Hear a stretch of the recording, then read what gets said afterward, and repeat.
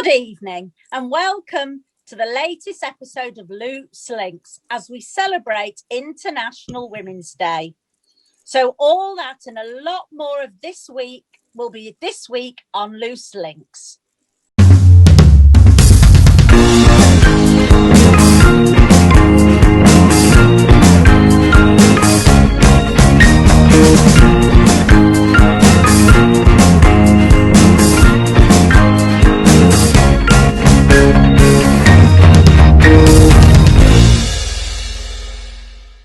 Joining me, Sue Craven, on tonight's show is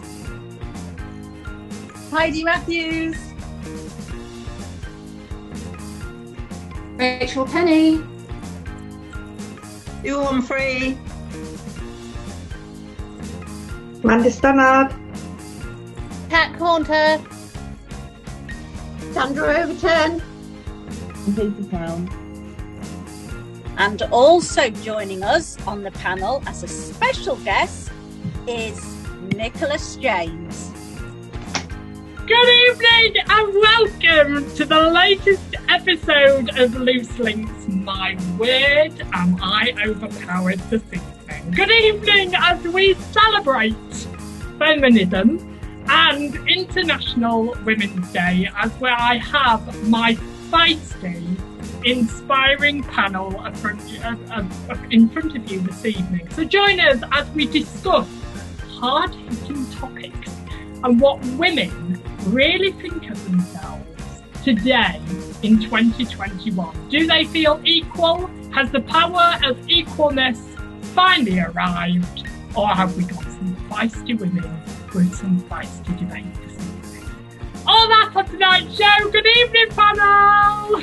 Hi everybody, how are you? Sue Craven, well done. That was a really good introduction. Well done for introducing the panel.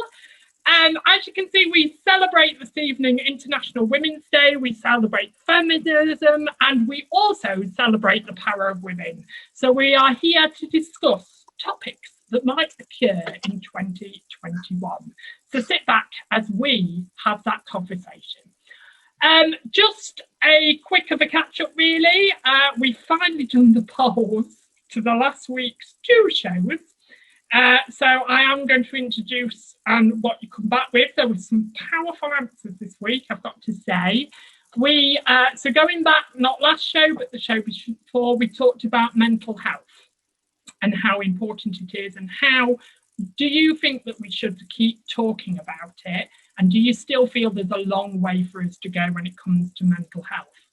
100% of you said yes. Not one person said no. We also talked about a man that tried to kill his own child. Do you think this was a cry out for help? 0% of you said no. Also, we discussed the riding bikes through a city centre. Do you really think this is antisocial behaviour? I was definitely the Grinch on this show because it was 73% of you said yes and 27% of you said no. Mm-hmm. Also, building new homes. Do you think it's the right time to be building houses at the moment in the crisis that we're in? Is it money well spent? 57% of you said yes, 43% of you said no. And our final question, Sue Craven, you were on this show. Our final question was, do you think it's fair that students are being examined by a person, not an exam? 86% of you said yes, 14% of you said no. So remember to have your say. It is your show as well as ours. Good evening, panel. There are some quite in-depth topics tonight.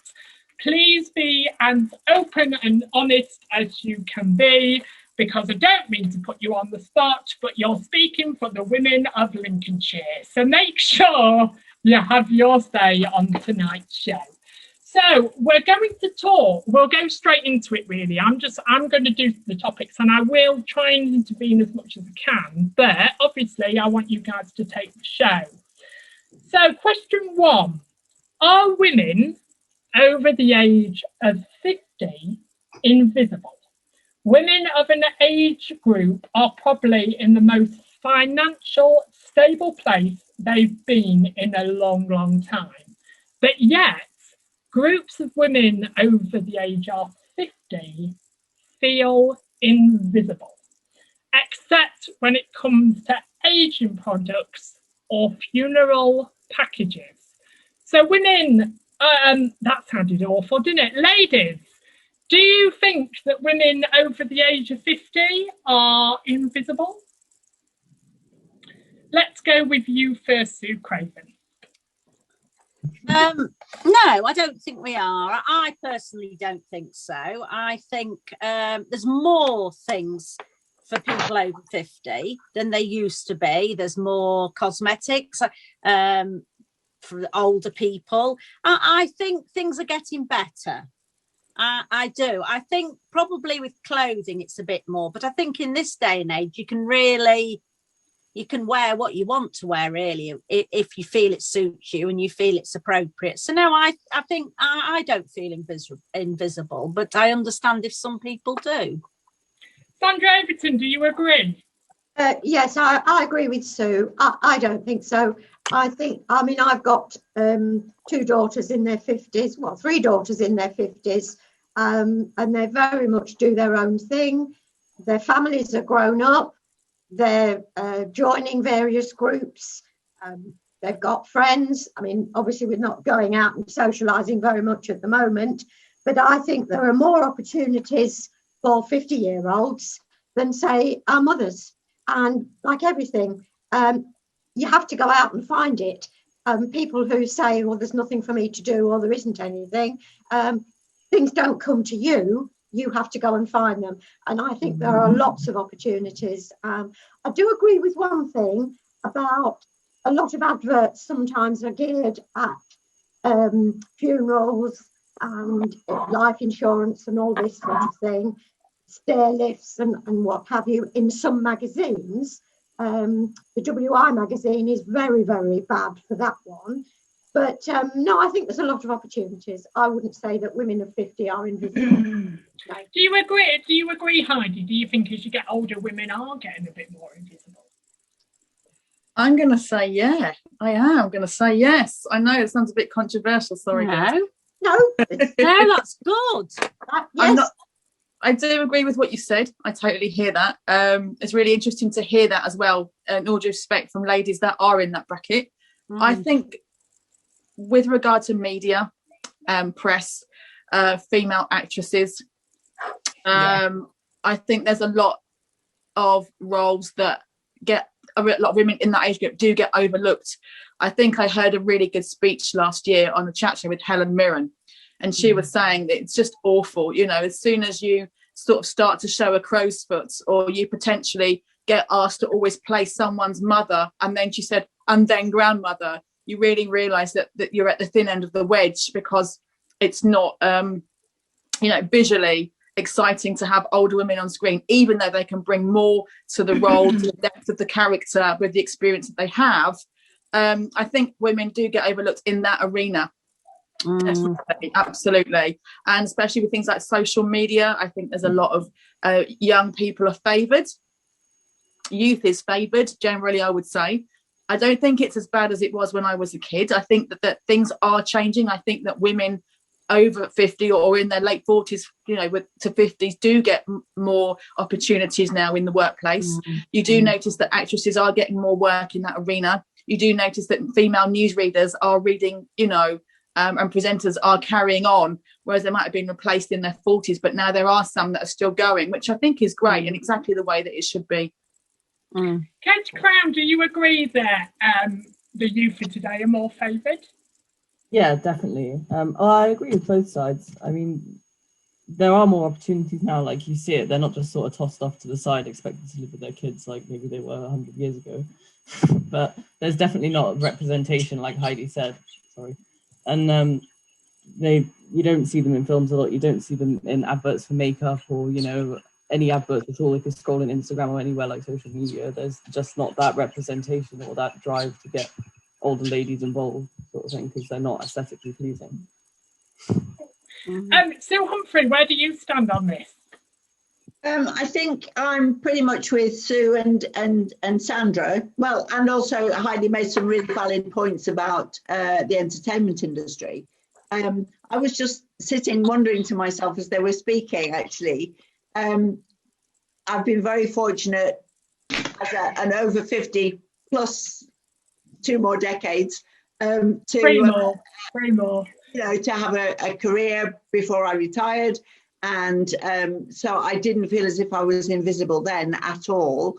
But I think about the generation below mine, the generation that has grown up with family and work being the norm, as opposed to my generation, where sometimes people did go out to work when they were married, some people didn't still.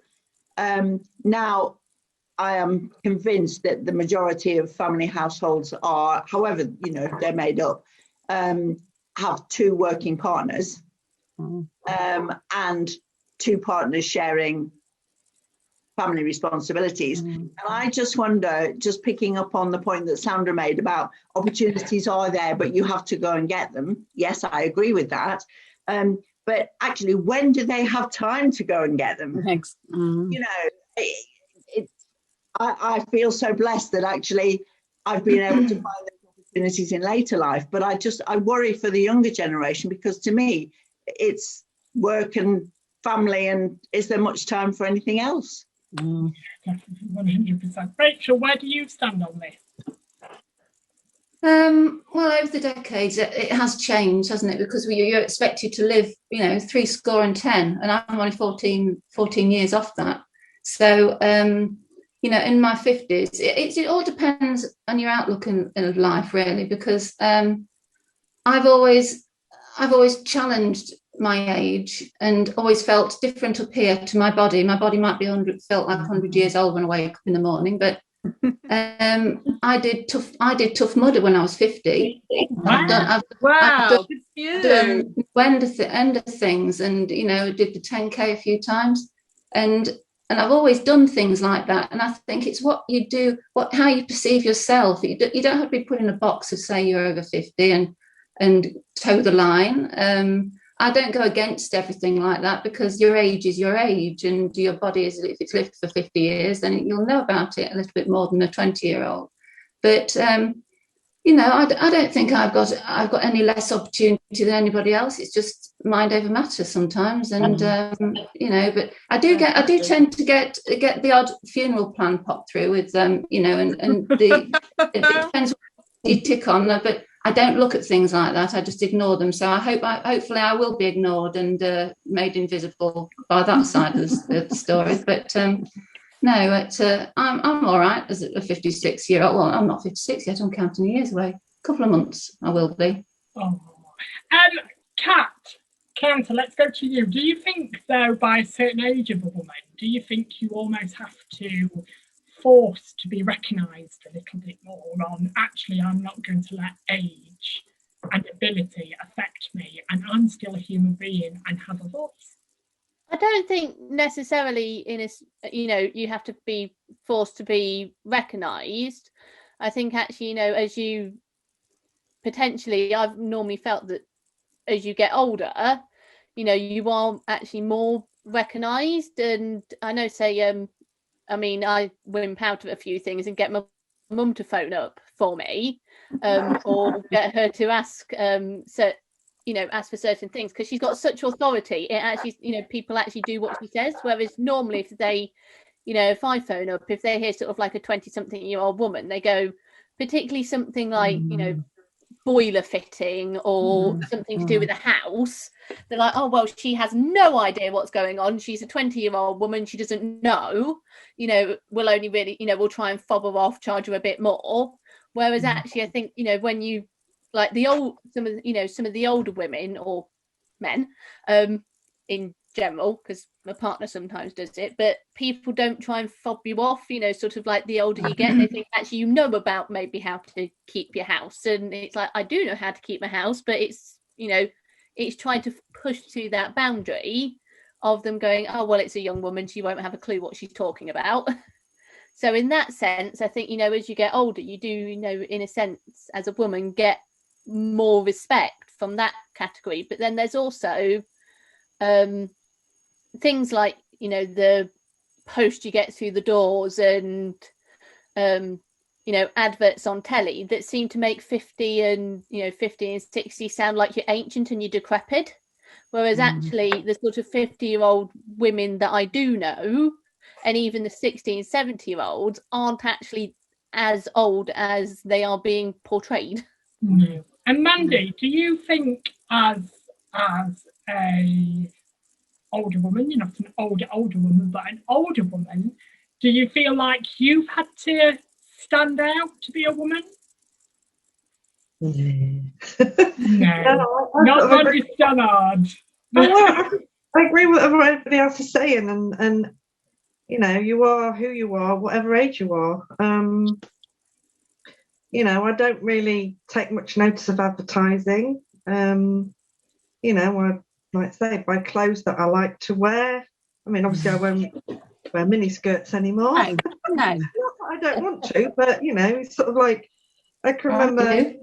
If you're walking down the street, there's sort of the old cliche, where there's a slim woman, short skirt, lovely legs. She turns around and she's sort of like really old. So someone behind might be thinking, she's, she looks nice, and then they turn around and go, way, I'm not. I don't want that. I don't want someone's face to drop as I turn around and they see how old I am. So, I sort of dress to my, well, not to my age, but how comfortable I feel, I suppose.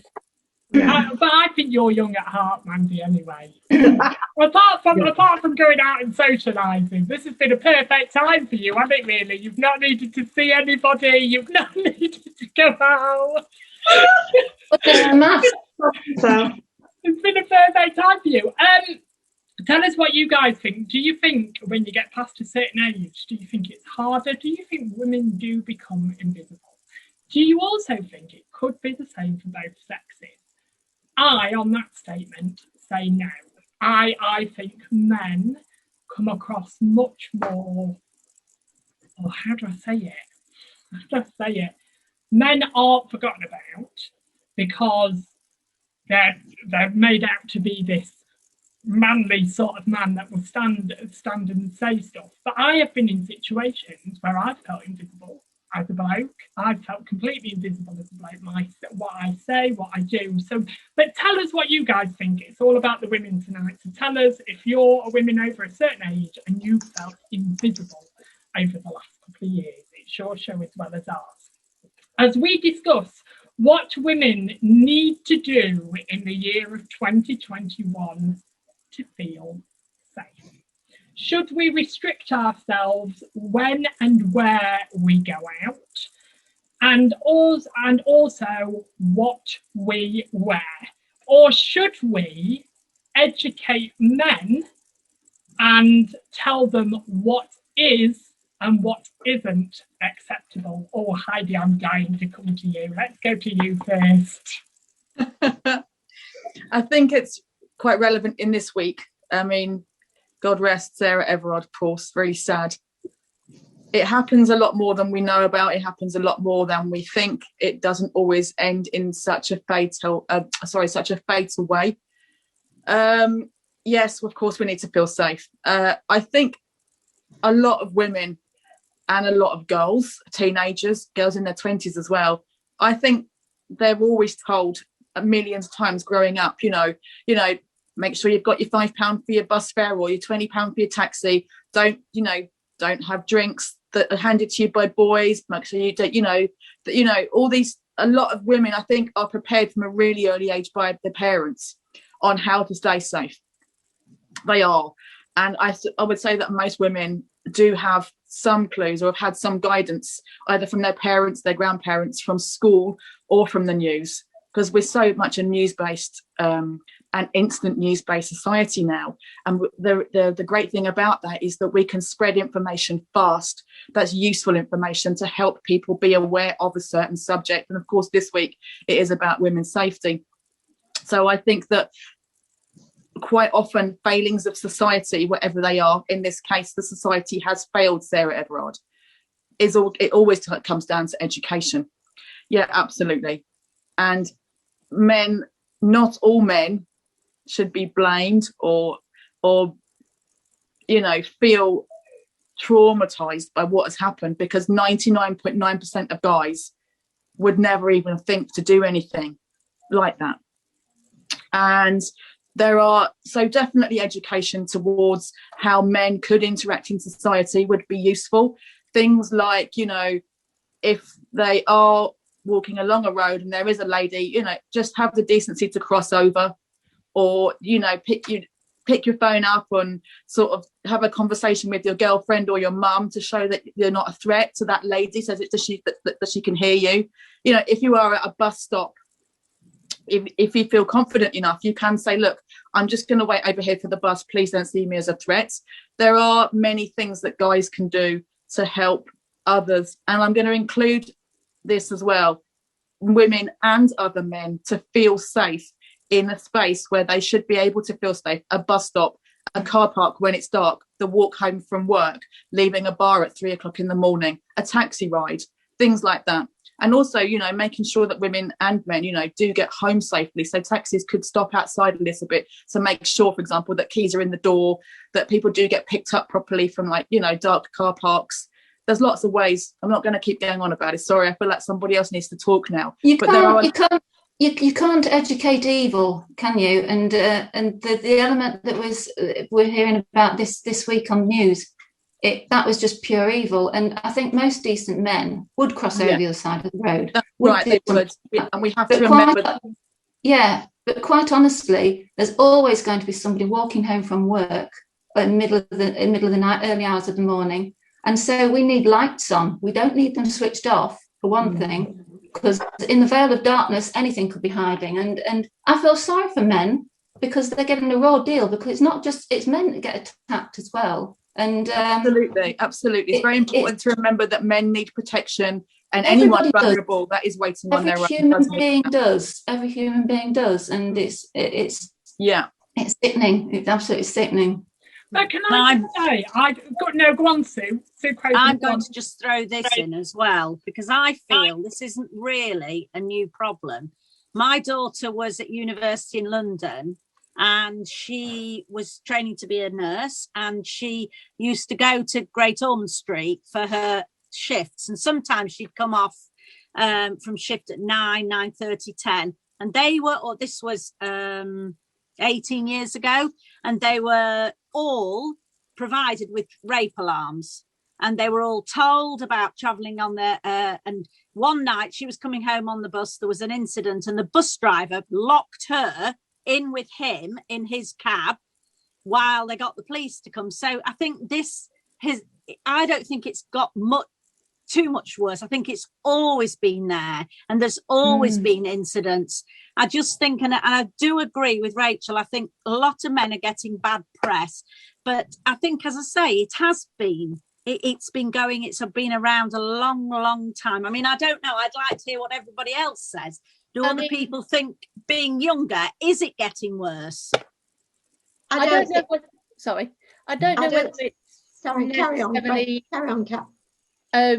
I don't know whether it's getting worse per se, or like you say, Sue, it's probably always been there, because with the Sarah Everard thing, I was talking to my mum about it, who's obviously older than me, and there was a photo we saw that was basically, if you've done any of these things, like text someone when you get home, lock your doors as soon as you get in your car, make sure you have your key ready, carry some sort of protection spray, that sort of thing.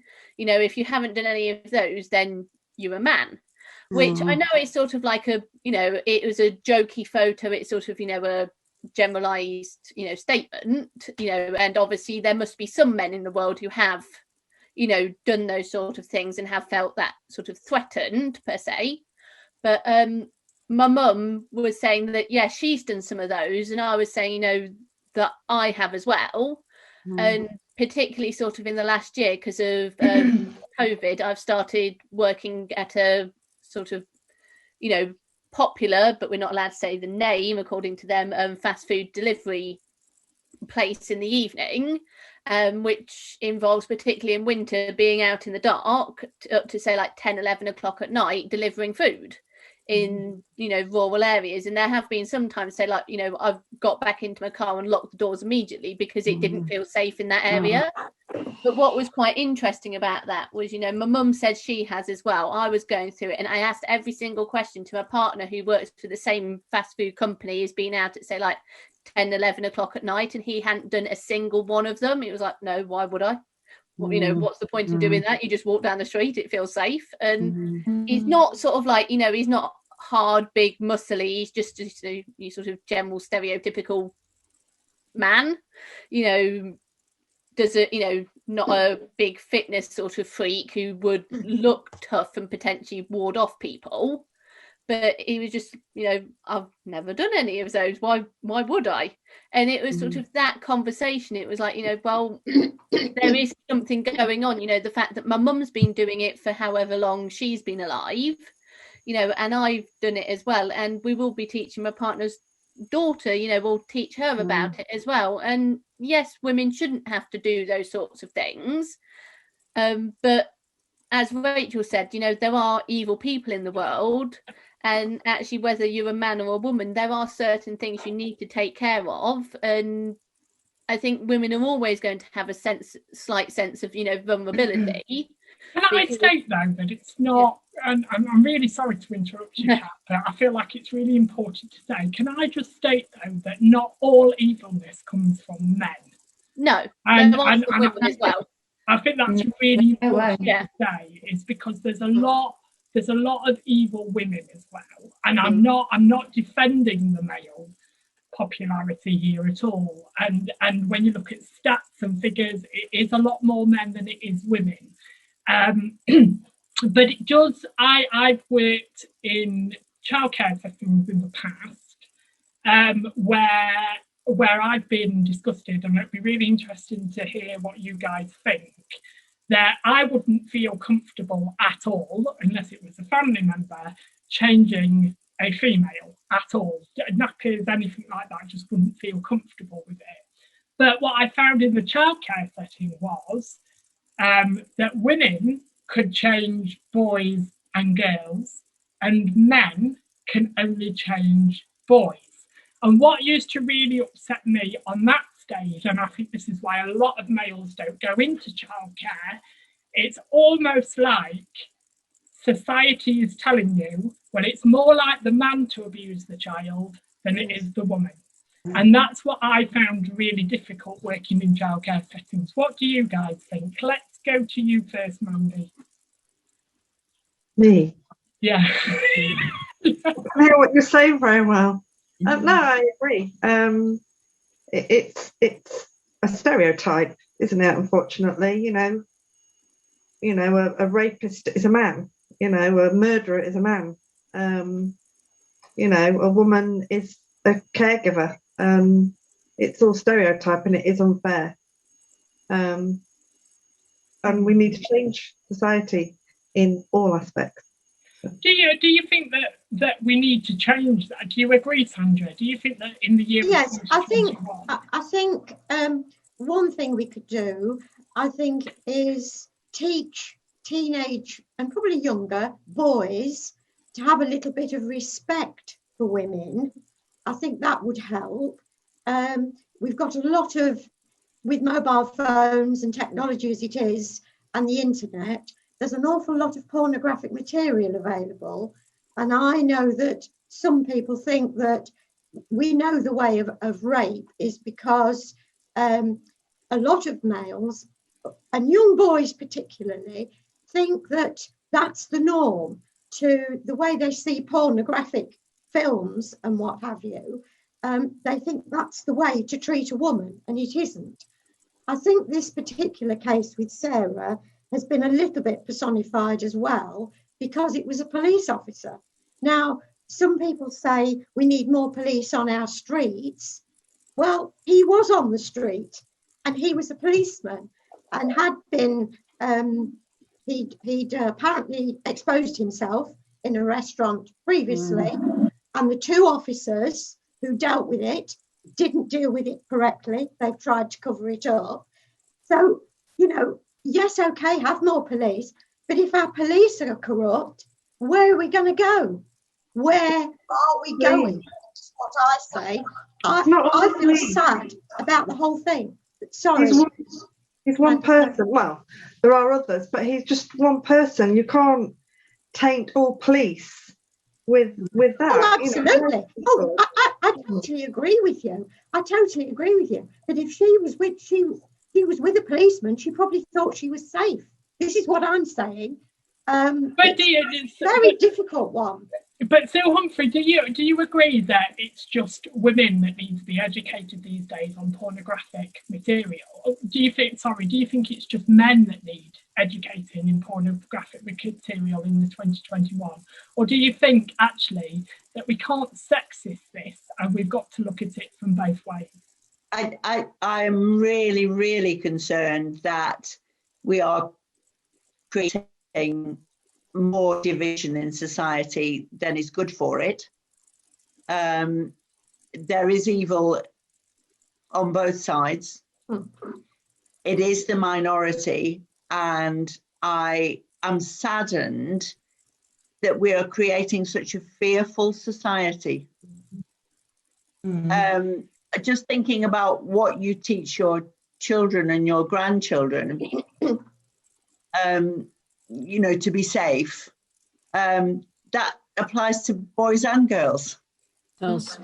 And, you know, instead of, I was just thinking about it as people were speaking, you know, we used to, my generation, you know, don't walk down that dark alley on your own, because the boogeyman will get you. Yeah, definitely. And it's just wrong. You know, we just need to look at each other as human beings, and you know, there's good and bad on both sides. I'd like to move it on to the sort of catcalling and whistling and things, you know, after young girls. I don't know.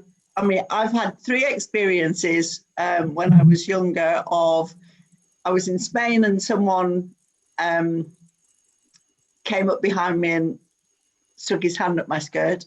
I was in France and hitchhiking, I have to say, with a friend, and the person who gave us a lift exposed himself. And I was touched up in a cinema when I was working as an usherette as a student, when they had uscherettes in this country. So, you know, it happens in every country, you know, it's not just our problem. I do fear that we're making this division, and I wonder what the younger women actually feel about that sort of, you know, when chaps shout out in the street.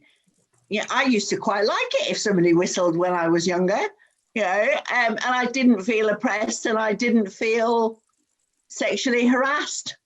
Well, on that point then, Sue, let's go to the youngest member of the panel. Let's go over to you, Katie. Do you feel, as a young person, it is changing? Definitely, yeah. I mean, the reason this is such a big thing is it's like the George Floyd incident last year, and it got like is one horrible incident that's sort of drawn a lot of attention to it and showed a lot of cracks. And you know, the thing that was it Heidi, I think, was saying about the fact that it's just one person. You know, if you had like a bag of Skittles and one was poisonous, would you still eat the bag of Skittles? You know, we've got these people in power that we're supposed to go to if we have problems. And yeah, we may get stuck with a bad egg, but it's going to be fatal, isn't it? Like, it's not safe for us. And it's not just women, of course. You know, there have been incidences with men. I mean, I've got my best friend is gay, and he was walking through Hyde Park and he just got beat up for no reason because he was holding hands with his boyfriend. It's, you know, it's all sort of minority groups, I think, that just, you know, need this protection. And you know, you don't know what's going on under the surface. Like the mental health thing you were saying last week, it's, you know, anyone could be suffering, you don't know. Oh, she's been watching the show. I was just thinking, can I just add, Nick, about, you know, a man having to cross over onto the other side of the street because he's on his own and a woman is on her own. That's what makes me sad. That's what makes me sad, that a woman should feel threatened because another human being who happens to be of the opposite sex to her is walking behind her or on the same side of the street. And that really, really worries me, because I think it just creates a horrible society to live in. I think continuing on from what Susan said, I've got, a friend who is a man, and I know there's like other cases as well where they've been accused of having sexual relations with a girl without her, say so, just because the girl wants to say, like, get back at the man. And I know there's sort of, talking, how we were saying about, there potentially being, evil on both sides. I think if we go to, as much as we need to say, like, educate men and, women need to be able to feel strong and empowered in, being able to walk down streets. I think if we go down, the rabbit hole too far, you then open it up for, say, like, women there to take advantage of, all men are evil, and therefore, in a sense, take, tarnish, say, like, the good men who are out there and make them appear sort of evil as well, because, the woman's actually, taking that side. So, we need to find the middle ground and not show women, too many women, not show women that all men are these evil characters, which they're not, because else you end up sort of like enabling the women who aren't potentially very nice to, be not very nice to men and ruin their lives as well. And also going on Katie's fact, and I'll come over to you, Heidi, talking about the LGBT world a little bit, and someone being beaten up.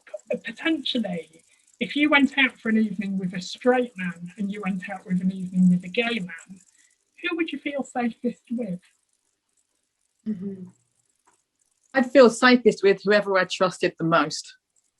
It just does come down to that for me. It's not about straights or gay for me. It's just about the trust in the relationship that you have. I mean, as well, as well as a woman, I've always done this because I was taught this by my mother. Like, when you go out, you must always tell. So mum has to know where I'm going. She doesn't care where I go. As long as I tell her where I'm going, who I'm going with, and what time I'll be back, then she can relax. And then she knows where I am. This was in the day before mobile phones. I mean, I moved out of my house when I was 17. Didn't get my first mobile till I was 21. So there was no way to know. My mum didn't have any way to know whether I was going to come home or not. 10 o'clock I was either home or I wasn't. And that just must be awful. Looking back on that now, I must think, God, because I'm a parent now and my child has already got an iPad, a computer, potentially a phone for this Christmas coming up because he'll be 10. So thank God we have these ways of communicating now. I do feel safe, but it does always come back to, I mean, I have been out with straight men. I have got straight friends and I have got gay friends. And I have been out with straight guys. Unfortunately, there was a couple of times when I used to live in London where there were a couple of fights, and that was just awful. But I think it's really important when I've been out with women, your girlfriends, when I'm the sort of woman, when I go out with my girlfriends, so I'm going to say, hey, I won't use their actual names, like, hey, blah and blah, we're going to go to this bar tonight. I've not been there before. I've got a taxi number. Has everyone got at least a tenner to chip in? Keep that to one side for the end of the night. And when we go out, we stay together. So if we all want to stay out and go clubbing afterwards, then that's brilliant. If we don't fancy it, we all go home together, but no one gets left out. So I'm that sort of person that will always keep the group together because there is safety in numbers, regardless of whether you're a man or a woman or gay or straight, Yeah, I totally agree with that. Sue Craven, can you describe to me, this is quite a difficult question, but can you describe to me the strength of a woman that maybe the male sex doesn't have?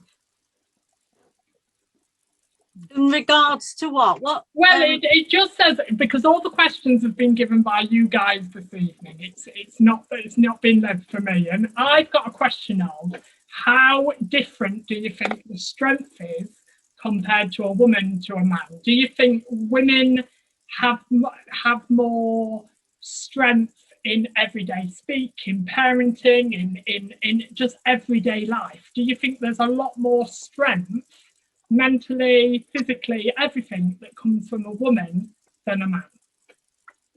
think it depends on the man or the woman, really, because I think women are resilient. As somebody said tonight, I can't remember who, women often nowadays have to manage the children, husbands help as well, or partners or whatever, or the partner. But the thing is, I think a woman has to juggle a job, juggle homeschooling it's been, the housework as well. In that way they are. But no, I think men are equally, I think, or, you know, whoever your life partner is, I think they are equally in their own way. You know, it's Venus and Mars, it's men and women. We have our own strengths in different areas. Yes. But do you, Mandy, do you agree with that? Because being a single parent, I expect you've had to play both roles. Well, like Sue said, really, I suppose, you know, it's individual, and I do think strength comes from experience or, you know, passion. You know, if you want to do something strong, you know, if you've got strong feelings about doing something, you're going to do it. You're going to find the strength to do it. If you've gone through experiences, you know, everybody goes through different experiences, and even like you can go through the same experience as somebody else, but you don't have the same outcome.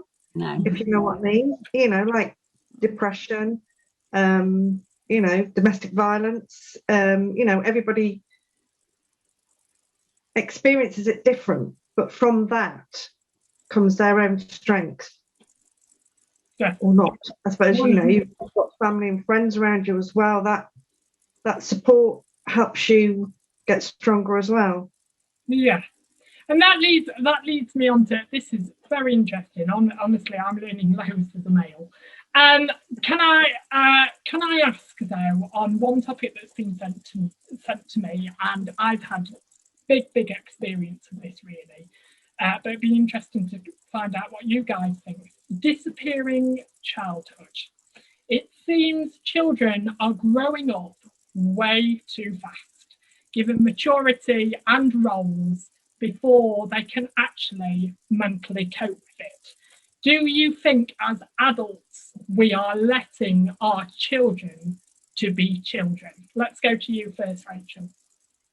Me? Yeah. Sorry. Well, I do, because when I look back on my childhood, I used to spend all my childhood in the garden. My dad was a plasterer and he built me some scaffolding. And I had that as a climbing frame.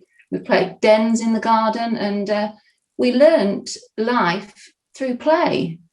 And children are now learning life through the TV, through a computer, through something artificial. And it's not the input of their parents. So they're getting a lot of influence and being brought up by something they plug in. And it's not right, because how do you teach a child to have, well, I suppose you can teach empathy and decency through, but they're not encouraged to find the right reason for a program. They're not shown the right direction. They're not shown the right way. And you need a child who's been brought up by a family to have the family's morals and standards to live by. And this is where, I know it's going back onto what you're saying about a man walking on the other side of the road. That's taught at an early age, decency and respect. And you don't get that from something you plug in. You get enjoyment, you get a bit of stimulation, you get a bit of, you know, white noise and a bit of blue background. And this is why half the children can't sleep at night, because they've always got something plugged in, and then they don't listen at school. And it's just like a snowball effect. So if the parents don't muscle in and take control of their children and look after them and nurture them and give them a proper childhood, maybe I'm just talking because, you know, I had such a good childhood, and, you know, and I was looked after really well by my mum and my dad, and I hopefully I've got some values to give to my children, which they're grown up now as well. But I do believe it comes from when you're brought up and how you're brought up, and not by something that you can just easily plug in and let yourself get on with something else more important than your children. Don't have them. Don't have children if you can't be bothered with them. But Sandra Overton, do you think in the year of 2021 we still have the stigma of children having children? I don't. I agree with Rachel. If you don't want to entertain your children, then you shouldn't have them. I mean, I'm obviously party to two great grandchildren, and their mother was very, very much. She's not on the scene now, but she was very, very much of putting on the children's TV. Goes on at 7 o'clock in the morning. The children are sat and they look at that, and there was no play. There was no interaction of drawing or colouring or reading a book. And Scarlett particularly loves to sit on your lap and have a book read to her. There's too many videos, and I think this is why a lot of young people today, students even, who have been saying, oh, they want to get back, they want to be with their friends, there's nothing to do, I'm bored. I think it's because they don't know how to entertain themselves, and there's too much put on to the internet, the social medias, to be entertained. And I think there's far too much. I mean, the internet's a wonderful thing. TV is a wonderful thing, providing it's used correctly. And Sandra, tell us your one line that you always say about technology. What's your one line? Technology is great. Technology is great when it works. When it works. Yeah, technology is great when it works. Yes. I wondered where the millionaire came into that. The big question of the evening that I think is going to get everybody's back up. So Heidi, I'm going to come to you first. Do you think in the year of 2021, with pay difference, it's still very, very different between female and male? Honestly, I don't know, because I haven't done any research. This has been a conversation that we've been having for at least 25 years that I know of. So my whole professional career, I've always worked in a very male-dominated environment, and with the men that have had high-end pay as well. And I never felt left out because I was a woman. Now, I know that there must be some out there that did. I never felt that. Maybe because I was lucky and worked for an extraordinarily professional company. But I do hear, obviously, I have heard of things through the news recently over the years where there are, actors, for example, actors and actresses, anchors on news programmes. The male anchor at 10 o'clock, for example, will always, it used to always be a man, didn't it? The 10 o'clock news was always the thing. And now there are ladies that do the 10 o'clock news, and hopefully they're getting paid the same. I don't know if they are. I haven't had the chance to research it. It'd be really interesting to find that out. But I would say generally from because I'm very into the news, I'm very into equal rights. So I would say generally from what I do know up to this point is that I think that gap is closing pretty fast, and rightly so. And I think that the worm has turned, if you like. The patriarchy has been massively caught out, and hung out to dry, rightly so, by women, and have said that enough is enough. If we're doing the same hours, if we're doing the same job, if we have the same responsibility, it's only fair we should get the same. And I massively agree with that. I do. It was interesting actually, because when I sent the panel, can you send me 2 topics that you feel passionate about as a woman? This came from 2 panelists, so I am going to go to those 2 panelists. Let's go over to you first, Sue Craven. What do you think about this topic? I feel I've known in my career. I went for a post, got a job. There was a male as well involved, and I got the job. But then I find out later the pay that was offered to this other person, which was a man, was on a different scale to what mine was. I was started on a lower scale. Equally, in fact, I think I had more experience because I was slightly older. And I think that's the way it was, though. You accepted that. That's how it was. I think it's good that it is beginning to be that. Oh, sorry. Where you gone, Sue? I've gone because here we are. I'm back again now. Oh no, you're not. You're not back. Oh, you are now. You are now. Keep going. So I think that it's good that it is beginning to be more equal. Good. Sue Humphrey, this was a question from you as well. Tell us what you think about this topic. I think there are still discrepancies. I think we are getting closer. I think any justification for differentiation between when you're employing a man or a woman in the same role with the same responsibility, as Sue said, is fast disappearing out of the window. There is simply no justification for that. But I think there is still, there may still be a bit of a glass ceiling for women.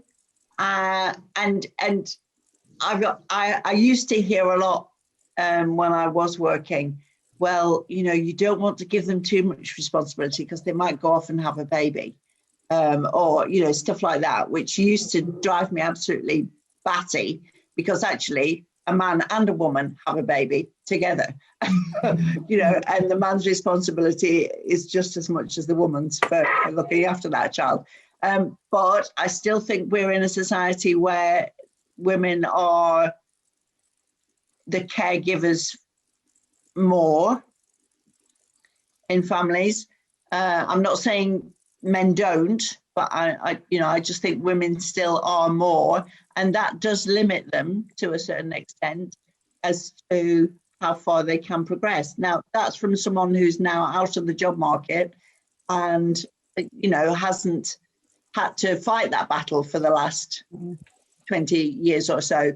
And the younger members of the panel might feel completely different. But as a bystander, it still seems to me that we're not totally on equal grounds yet. Can I throw a curveball at you then, Sue? And sorry, I'm going to put you a bit off the spot, and I feel like I'm arguing back at you. But no, that's fine. Are you saying then that you've just said about the women are more caregivers, not completely, but they're more? Are you basically saying that the same-sex relationships cannot give that opportunity that women can give? No, I'm not saying that at all. I'm saying in a heterosexual relationship, a man and a woman relationship, I think, well, in any relationship, it could well be that one partner takes more responsibility for the caregiving of the family. My example was a bad one. In any relationship, in any family unit, there may be one partner who takes more responsibility than the other. I'm only questioning you because that's fine. No, I'm glad you did. I'm glad you did. I'm glad you did, because that's helped me clarify my thinking. Yeah. Can I butt in? Yes. My brother and his girlfriend, they had a role reversal. He was a doorman and he worked in an evening, and he looked after the children all in the daytime, while his girlfriend, she got quite a good job.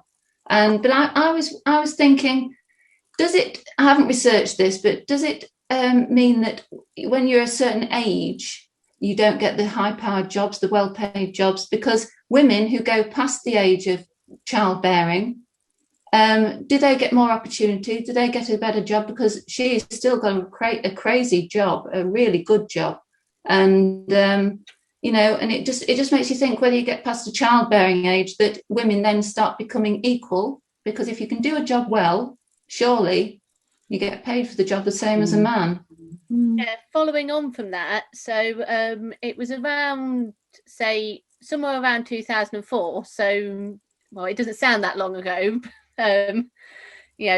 My mum was looking to get a job as a head teacher around that time, and she went for a position at one school, and there was her and a man going for this position. And when she got phoned up, they said, "Oh, you've done really well, but you haven't got the job. Could we take, because you had to do a PowerPoint presentation as well." And they're like, "Can we take your PowerPoint presentation?" She was like, "Well, not really." And they went, "But it was excellent. We really, really loved it. It was the best one there." And she's going, "Okay, then. So if it was the best one there, why didn't I get the job?" And she actually said, "Why didn't you get the job?" And they were like, well, there was a man on the you know, who interviewed as well, and she was like, okay, so basically I didn't get the job because I was a woman. And it's sort of like, I know it's one example, but it's an example that sort of, it happened within sort of like Lincolnshire, yeah. and it was in sort of, you know, within the last sort of 20 years. And you know, I think she was sort of like around, you know, late 30s, early 40s at the time. And you know, so it's not, you know, she'd gone past childbearing years. She had me, I was about, you know, 11 at the time. You know, she wasn't having any more children, so, and yet she was still sort of like refused the job because they wanted a man, because he was, you know, going to be a strong authority figure for the children of this school. You know, and that's just, you know, it's just one real life example that's out there. And You've led me on to the next question, Kat, which is really good actually. Who hasn't spoken in a while? Let me have a think. Mandy Stannard. How do you think you succeed in a male dominant environment? With well, I did put something down for this. Hang on. Hard work and passion. You know, Well done. Right there. If you put the hard work in, you will get there. But again, will you? You know, like the ladies have said, there's still that barrier, I suppose. Men are, like we've been saying, men are seen as being more authoritative, therefore more scary in some ways. But not all men are, obviously. I don't know. I mean, the only one way to get through is just work hard at it, shout loud enough, and be passionate enough about the job that you want. Exactly. Do you feel that you've ever felt that, Katie, as a young person? Well, I'm the least feminine woman that you will ever meet. I'm not afraid to tell a man off, you know. So, but I definitely do get it. Like, I've had situations before where I've been going for a promotion or something and I haven't got it, and I know that it's because the guy who also went for it was best friends with the manager. So, you know, it doesn't really bother me as much as it should, because I'm quite happy with where I'm at with my work. But it's still annoying because, you know, someone that is more goal driven and wants to work their way up, they don't get the same opportunities because they're a woman. And Sandra, working within your own business a couple of years ago, have you ever felt you've been in a very, very male dominant environment? No, and I mean, I worked with a lot of men because, of course, we had the reps, we had the engineers, they were all men. It wasn't until we had the shop, and I had two girls working for me in the shop, that I then had females. I mean, Brian had a secretary who was a female. I mean, she was in more of a male environment really than I was, because I was out on the road. But no, I wouldn't say. In fact, I would say that, you know, if I wanted anything lifting, oh, don't lift that typewriter. Oh, no, I don't lift that. Well, I'll do that for you. I'll put that in your car. No, I can't say that I felt, no, I was well looked after, really. I think they treated me like a woman, if you like. Yes. Yeah. No, I didn't feel. Do you know, I think there's different types of males as well. I really do. I think there's these strong, everyday sort of, I'm a manly man, to some people are quite effeminate as a male and stuff like that. And I'll share this story with you. I went to Africa. I've mentioned it on the show a couple of years ago, and Sue Humphrey will be able to tell you this story is completely true. But we was out on doing a drain in front of a medical centre, and we were carrying, this woman was stronger than any man I've ever seen in my life. She would carry bags of cement and carry it over, and she was there with the spade, and she was the biggest, muscliest woman you've ever seen. She put every man to shame. She really did.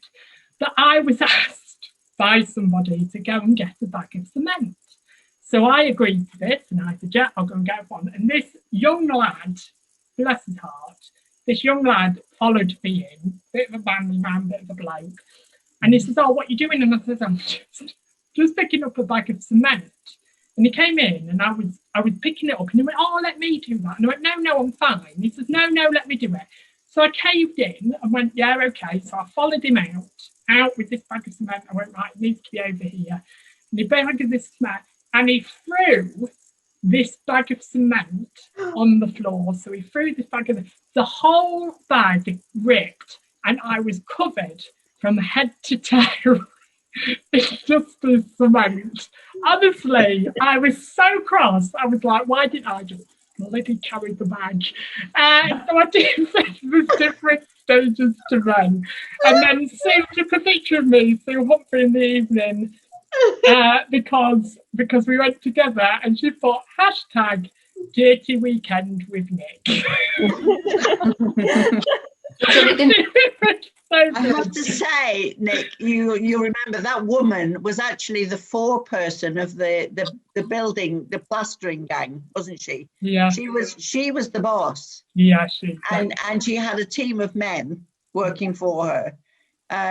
She was just amazing. I did have a picture of her. If I can find this picture, I will show it on the show next week. I will show you this woman. She was incredible. Unfortunately, ladies, we can't get through all your questions because we're coming there to the end of the show. So thank you for your questions. It's been quite an interesting show. But just in a small snippet line, if somebody was to say to you, and we'll go to you first, Heidi, we'll go around everybody, what does International Women's Day mean to you? Empowerment to all women of all places, at all stages, of all ages, of all sexuality. That we're all in this, we're all one, and we're all together, and we all deserve and all cultures as well.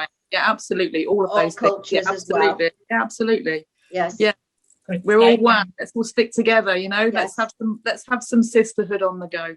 Yes. Good statement. Rachel, what does International Women's Day mean to you? Be proud in your own skin, quite honestly. I feel proud in my own skin, and I'm proud of myself and what I achieve. So that's what it means to me.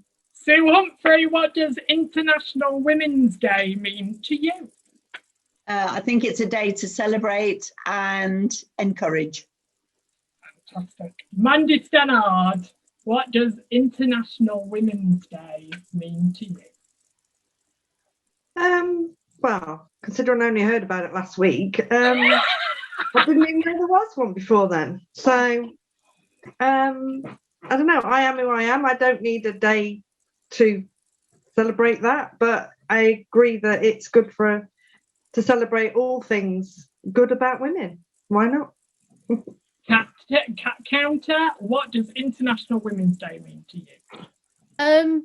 Basically showing that as women, that we can do everything that anybody else can, proving that we should be seen as equal, that there shouldn't necessarily be a divide, and also if we're going to step away from being being PC at the moment, also showing that we are better than men.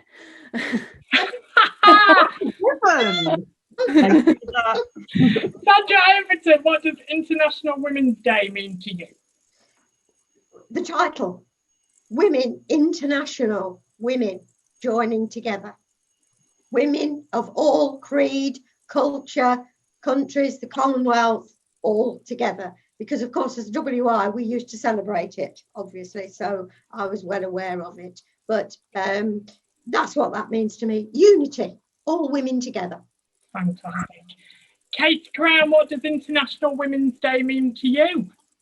It means strength, you hear all this beautiful stuff that just reminds you that it's not that bad being a woman, that the world isn't going to end if you get fat and ugly and wrinkly and whatever. You don't have to be skinny and perfect and white to be a good woman.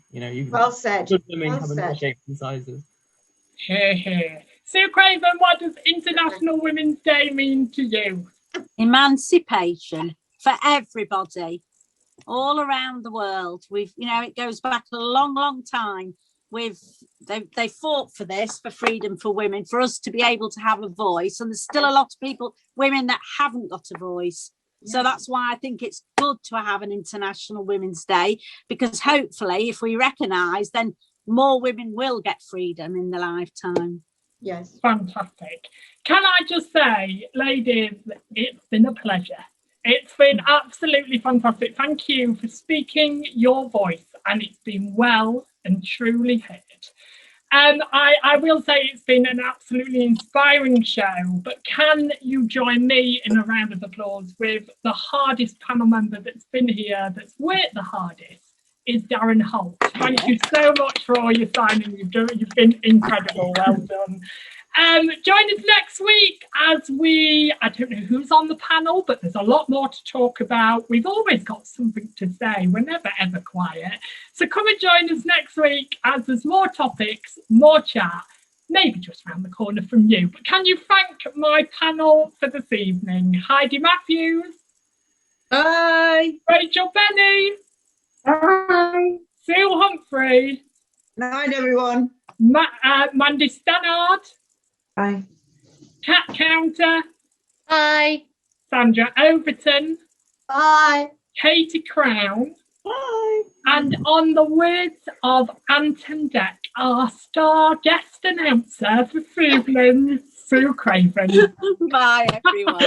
Join us next week for a lot more chat. And remember, the power of women is always the best. Good night. God bless. I will see you soon. Take care. Bye-bye. Bye. Bye. Bye.